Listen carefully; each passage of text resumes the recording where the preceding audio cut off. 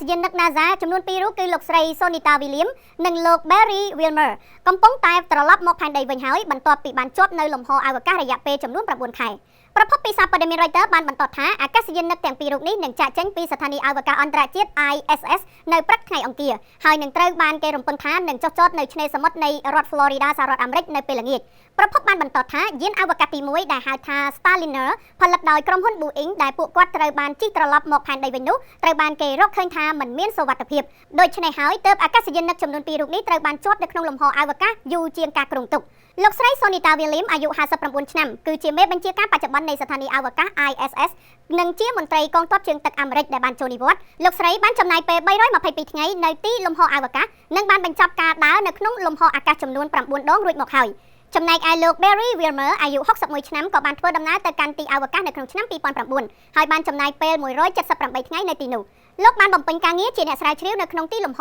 ដោយជាការសិក្សាទៅលើការលូតលាស់របស់រុក្ខជាតិនិងឥទ្ធិពលនៃមីក្រូទំនាញជាដើមឥឡូវនេះអវកាសយានិកទាំងពីររូបកំពុងតែត្រឡប់មកវិញតាមរយៈក្បាលកាប់ស៊ុលរបស់ក្រុមហ៊ុន SpaceX ក្រោយពេលដែលបានស្ថិតនៅឯស្ថានីយអវកាសចាប់តាំងពីខែកញ្ញាឆ្នាំ2024មកគេក៏រំពឹងថាក្បាលកាប់ស៊ុលនោះនឹងធ្លាក់ចូលទៅក្នុងមហាសមុទ្រអាត្លង់តិកនៅវេលាម៉ោង6ល្ងាចហើយអង្គការ NASA ក៏នឹងធ្វើការផ្សាយផ្ទាល់អំពីដំណើរការវិលត្រឡប់នៃការវិលត្រឡប់ដ៏អស្ចារ្យរបស់ពួកគាត់ទាំងពីរនាក់នេះ